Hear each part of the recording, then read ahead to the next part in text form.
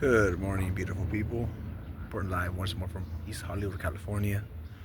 Today being December 4th, 2025.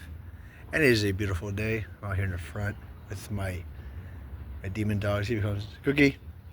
Cookie, come here. Yeah, this is my dog, Cookie. Yeah, it's our first day of sunshine, real sunshine in last couple of days. We're having heavy rain, so I figured we'd come out and play a little bit. To those of you that saw my podcast, thank you so much.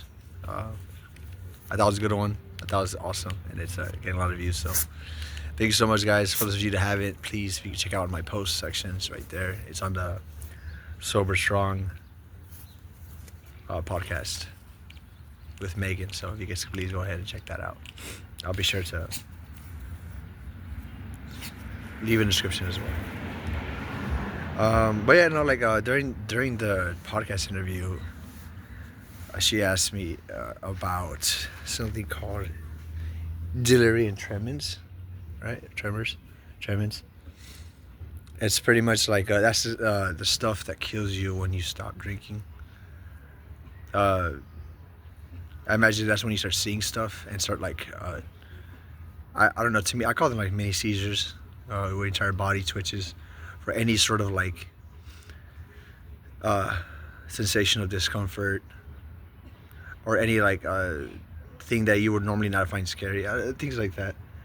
I forget that not a lot of people who suffer through addiction have actually never gone through DTs. 'Cause I think it's different withdrawals. I'm not really sure. Don't quote me on that. But yeah, that's like the level where it becomes dangerous for you to try to attempt to do it on your own, because you could die. You could die in the process. That and heroin, I believe, are the two forms of withdrawal that kill you the quickest, if not just kill you in general. But I'll talk about my personal experience, and let's see if that resonates with anyone, or maybe it can discourage someone from wanting to drink for today or ever. To me, it started off with just my hands shaking at first. I knew that was getting bad because when around like I was like 22 or 23, in the morning I drink coffee or like smoke, and I just get really shaky, and it wouldn't go away at all until I drank. And of course, irritability. You're just irritated. You're just not yourself whenever you're not drinking. Everything becomes a much more pleasant experience when you're drunk. That's when I first started to drink like really bad. Like it's that's early on when I first started bartending, I suppose. Here, I started bartending in Los Angeles, right? So here it is where I picked up the bad habit. Then it just got worse. I kept pushing how much I can drink. To get to the point where I can throw up, I needed a lot more, like a lot more. It became rarer and rarer that I throw up, so my body's just absorbing all this poison. And in the morning, it was brutal.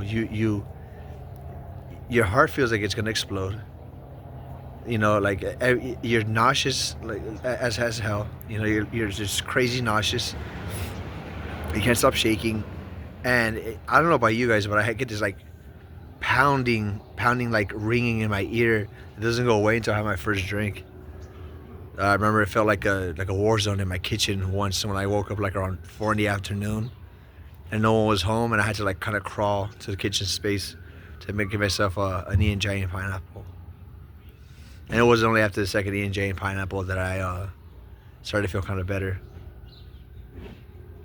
But yeah, like I think when I hit the point where I could put away a good amount of liquor, I'd say a fifth and a half of pure liquor, 3 bottles of wine, you name it. I could drink like maybe like 6, 7 V boxes, whatever. Didn't really matter. I could get 3 pints of liquor for the day, and that's nothing to me. But at that point, that's when I started to see things. I started to hallucinate. Whenever I didn't drink, of course, well, on top of the fact that you're trying not to puke your guts out in the bathroom, You're just trying to just get over what you think is a hangover, but it's evolved from a hangover. It's now something a lot more powerful. Uh, yeah. What was I with this? Anyways, that was with me, and then I just had trouble breathing. I couldn't breathe. I couldn't eat. I couldn't drink water. If I drank water, it just made it so much worse. It made me want to throw it back up. And then I just kept hearing things. I lay down on the couch and I would tell my mom, like, hey mom, like, can you just as soon as you get back home from work, can you just like sit next to me? I don't think I want to do this alone, because it is scary, withdrawing from alcohol on that level by yourself. It does take a lot of mental strength. You have to concentrate. You really do have to concentrate. Every little loud sound, every little sudden motion is going to feel painful, very, very, very painful. So it's about, in my opinion, my experience is about three days of sheer meditation. But anyways, like I said, I was hearing things, and she's right next to me. And then I remember I opened my eyes once, and I look at her, and I was like, Mom, it's like, have I been talking this whole time? She's like, no. And I could have swore the entire time I was having a conversation with my son, and my son was at the front door behind the metal door, not the wooden door. And I could have swore he was there the whole time. Or when I was coming down from alcohol and a little bit of other substances, but mainly alcohol, and I could have swore I was on the phone. I mentioned this in another video too. But when the hallucination himself was like to me, because the phone was off, and then I thought I was on the phone, and it's like, hello, hello, hello, hello, Kevin, are you there? As if the hallucination was a person in itself. And at that moment, I realized, like, you need to stop doing this, man. Like, I mean, you're losing. I saw how people lose their mind, like those crackheads, those tweakers in the street. You see how they end up in that situation, and that kind of stuff can kill you, because I've heard of people's hearts just stopping because they can't handle the stress of not having alcohol. Your body starts to freak out. It starts to freak out. It needs it like oxygen. At least I got to that point myself. I needed it more than water. I needed it more than food. I needed it more than anything. Because once I had that in my system, then I could drink water. Then I could have a taco. You know what I'm saying? Maybe then I could have like a bologna sandwich. But until I was drunk, no way. There's no way that was going to work. And I withdrew from, in my opinion, my DTs successfully at home a total of 5 times. Not recommended. My dad did the same thing. Very, very dangerous. I should have gone to a professional. I didn't know what I was doing. Machismo mentality, just man through it. You did this to yourself, right, to get through it. But don't do that. It's a horrible idea. Terrible, terrible idea. Please be careful. This stuff is serious, especially now that we're all getting older and older. Like, people around this age, I suppose, when you become like an adult, around, I'd say about like 30 to 50, that's when people start dropping.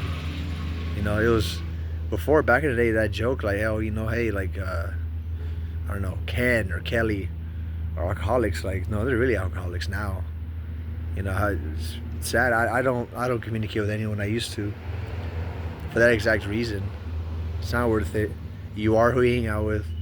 Just keep it simple, keep it pushing, And then now that I have sobriety, why would I ever want to do this to myself now? Looking back, why did it take me so long, to withdraw from to get through my DTs? Why did it take me so long to get through my DTs is what I'm trying to say. One time should be enough. It's a very horrendous experience, but I guess I'm just a knucklehead like that.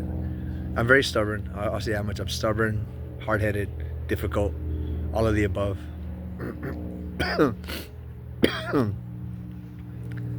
But it's very scary stuff, and I pray that anyone that has to go through DTs is surrounded by stuff that will not give them anxiety, that will not give them stress. It really is a mental battle, and it's a tough one, and it kills people. I watched it almost kill my father, like, my entire life, and I watched it almost kill me. My children watched it almost kill me. So, like I said, the cycle breaks with me. It ends with me. No more generational curse of alcohol. Right? Anyways, guys, thank you so much. Again, once more, Sober Strong Podcast. Please check it out. If not, oh well. I just like talking to you guys anyway. All right, guys. Hope you guys all have a wonderful day. Peace.